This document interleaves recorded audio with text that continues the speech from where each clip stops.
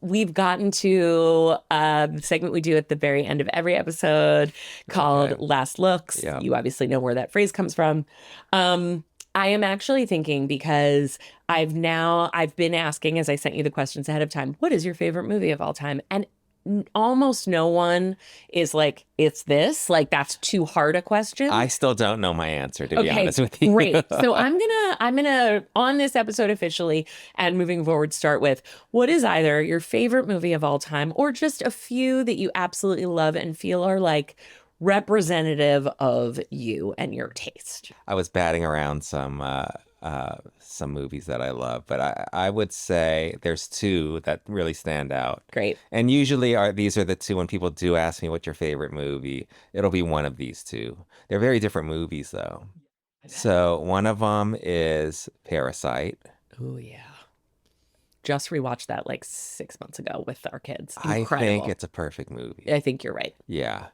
The New York Times named it the best movie of the century. Yes. Yeah. Say more. It just stays with me. I feel like that's one of those movies that, some movies, they stay with you for a little bit and then you kind of move on in life. This movie will always be in me. Yes. Yeah. That's a wonderful way to put it. Yeah. I totally feel that. And it's so relevant, to modern life in America even, but globally. Especially here, but yes. Yeah. It's just so relevant, but so funny. Yes. So scary. So it's just like kind of everything. It really is. Yeah. And has really only got more relevant, I found, with time, because we saw it when it came out and then watched it about 6 months ago because we wanted to show the kids. And it's like more relevant. Yeah. Because that was a pre-pandemic movie. Yeah. But man, really pretty incredible. Yeah. And what an ending. Oh my God. Crazy. So anyone who hasn't seen Parasite, run, don't walk. Another one that from Bong Joon-ho that was my favorite Bong Joon-ho movie is one called Mother, if you haven't seen it. I haven't. Incredible. So good. Oh, I can't wait. The other movie that we've already mentioned is When Harry Met Sally. That might be my number one. If I go back and forth depending on my mood. I love it, and I love knowing that, especially relative to Always Be My Maybe. Mm-hmm. But Rob Reiner forever.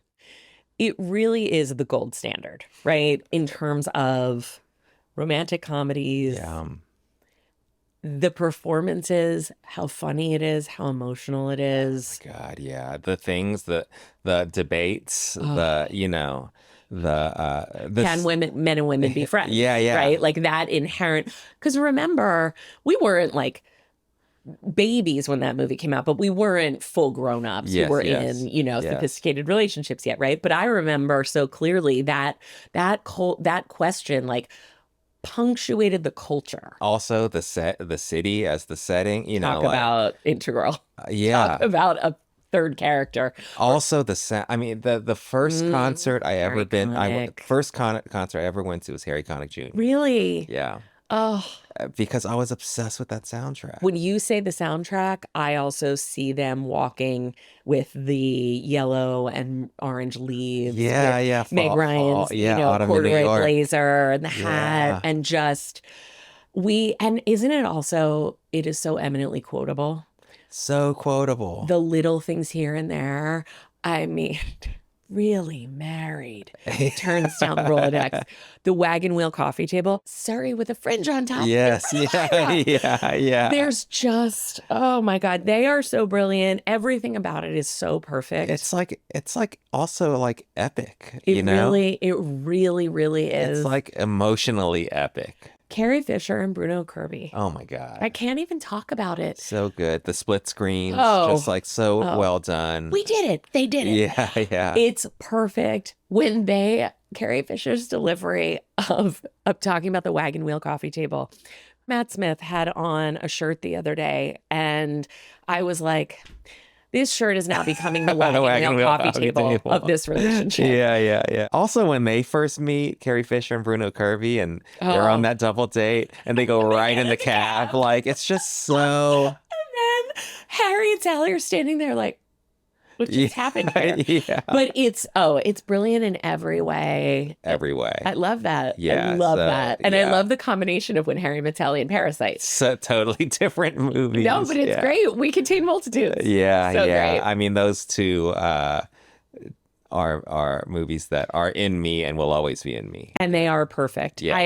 When Sean Simmons was here and we were talking, well, first of all, he was giving you specifically credit for, he's like, Randall Park's so good. He came up with that line. Who doesn't like cocaine? When you did the part of the principal in Valley Girl, and I remember I was there that day that you were filming, but just like, you call Randall Park when you want something to be really funny and also really specific. Oh. Like, just there's not a generic bone in your body. You are going to do it differently every time. It's just really special. It's Thank great. you. Thank you.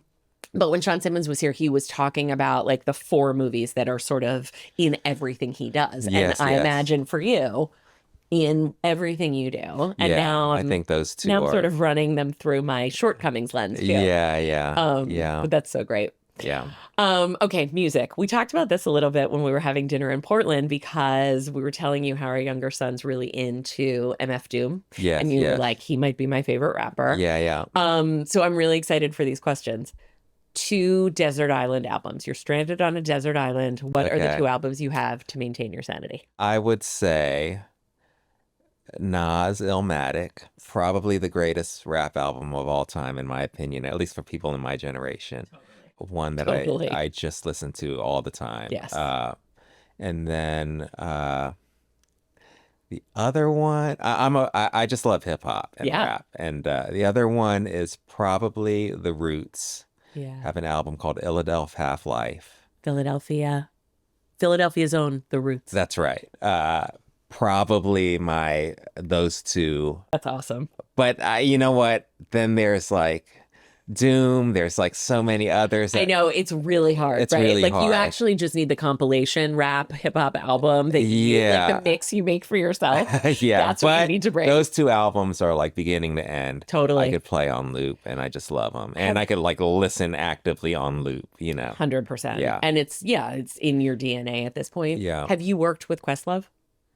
I haven't, but I was on the Tonight Show not too long ago, and I talked about how obsessed I was with The Roots, and I talked about how at UCLA, when I was a student there, they performed, and I went to that show, and they had these kind of promo photos. I stole one from a table and was like, I'm gonna get them to sign this. I never did. I chickened out. But I still had that photo from college, and I brought it to the Tonight Show. Oh my God, that's amazing. And I had them sign it.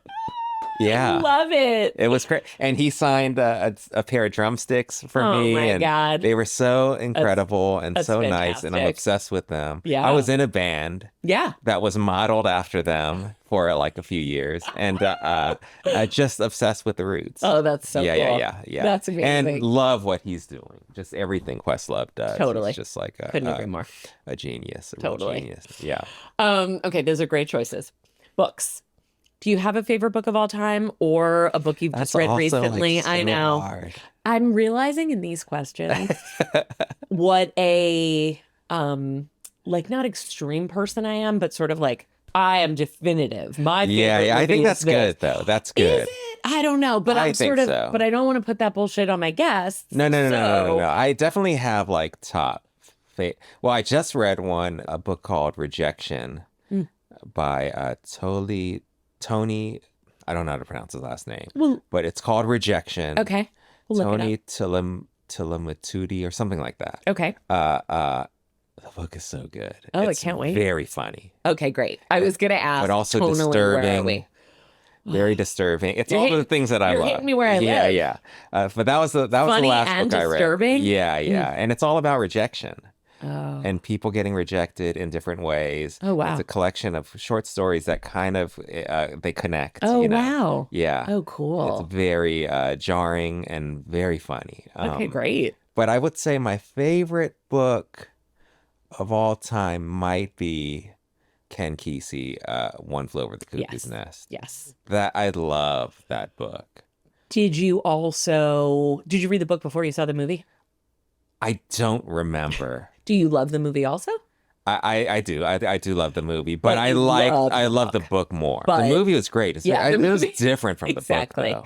Oh, really? I mean, the book is the main character is the chief. Oh, Chief really? Robin. I mean, he's the narrator of the book, but the book is also like in a way more unsettling, and I just like I like feeling unsettled by like things, clearly. you know. I love it. And the book is more problematic. The book is in that there's a lot of sexism, racism in it. You know, it's very like reflective. To me, the book represents America. It's like we are all in this asylum. There, you know, we're trying to bust out, you know, my God, and be free. And so I don't know. That book is one of those that have really stayed with me. Yeah. Yeah. There's a line, I'll just bring everything back to Taylor Swift, but there's a line in Who's Afraid of Little Old Me where she's like, you wouldn't last an hour in the asylum where they raised me, which is basically being raised as a famous person from the time she was, 14 years old. It's incredible. But your analogy of like, it is really emblematic of America, and we are, and especially now, that was written in what, the early 70s? 60s, I think. Oh, wow. Yeah. The main character in the movie, at least, is played by Jack Nicholson. Yeah. His name, I mean, the character in the book, his name is Randall. Oh. And it's Randall P. McMurphy. Ooh. So I always felt like, oh my gosh, real connection there. This is like me. How did they know? Yeah, I love it. I wish I was named after that character, but I wasn't. Exactly. But yeah, that book is a big part of me. That's so great. Yeah. Okay, last question. And you have done so much TV, you continue to. But I am curious if you have either favorite show of all time or just what have you been watching recently that you've loved and would recommend? I saw Task. And let me say, I'm from Philadelphia, as you know. Task has come up on almost every, or Mayor of Easttown, because I'm so obsessed with Brett Inglesby. He's incredible. How good are Ruffalo and Pelfrey and Amelia Jones in Task? How good is that show? It is coming back for season 2. I know. I wonder, like, what's it gonna be? I Same. guess. Like, I'm lined up to see it, and also I have this weird thing with if I love something, I don't want the sequel.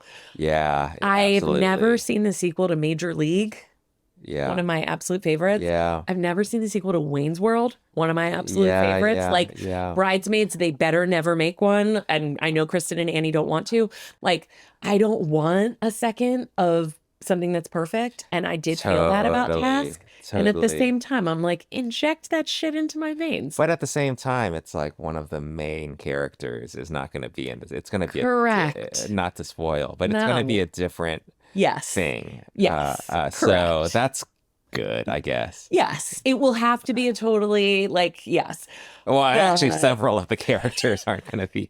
No. Anyway, go watch it. Yeah. It's perfect in every way, and Brett Inglesby can do no wrong. And loved it. Yeah, that's a great recommendation. I love that. But I think my favorite show of all time, well, there's a few, but the Dick Van Dyke Show is again. It's like these shows that are very different, but that's probably one of my favorites. I love it so much, and goddamn, I am very much trying not to look at notes at the top when I am introducing the guest to some degree, but I forgot to mention your role on Veep, and that's a crime. Oh yeah, that's a great because show. That was unbelievable, show. And that's many people have actually sat here and said Veep is their favorite show of all time. Yeah. So that's what reminded me of it when you said, when my older son was in elementary school, it wasn't his teacher. It was one of the other kindergarten teachers, was Dick Van Dyke's granddaughter. Oh, wow. And her last name was Van Dyke. That's and crazy. I would just look at her like, what is your life? Like, Dick Van Dyke is your grandpa? Crazy. He is. He just turned 100. I know. He is really second to none.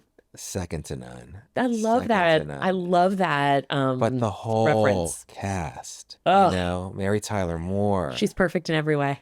Rose Marie, Maury Amsterdam. I mean, it's like, wait, Carl Reiner. I know. Yeah. I know. The whole cast. That show is so seminal, and I love knowing that as an influence of yours. There's an episode where Dick Van Dyke basically explains what comedy is to a bunch of children. Oh, wow. And that little scene of his explanation of comedy is, first of all, it's a master class. I was just going to say, I'm going to go find it now. Yeah, it's a master class, but it's also like, yeah, that's what comedy is, I love it. And it being summed up by him. Yeah. Have you worked with him? Never. I love just being a fan of his. I talk about this all the time. I'm like, I don't want to meet Springsteen. I don't want to meet certain people at all. And I'm sure he's lovely, but just like, I'm such a fan. Sometimes you just got to be a fan. Stay here. Yeah. 100%. Sometimes you just got to be a fan. Yeah. I really want to say like something so cheesy, like, well, I'm such a fan of yours, but I'm not going to end it that way. But really, I genuinely couldn't be a bigger fan. And I am so honored Becky. That you did this. And thank you for squeezing it in. I know how busy you are. And this is so great. To. Anytime. Oh, thank you. Thank you, Randall Park. I never know how to end this. So I'm just going to get off of you. Oh,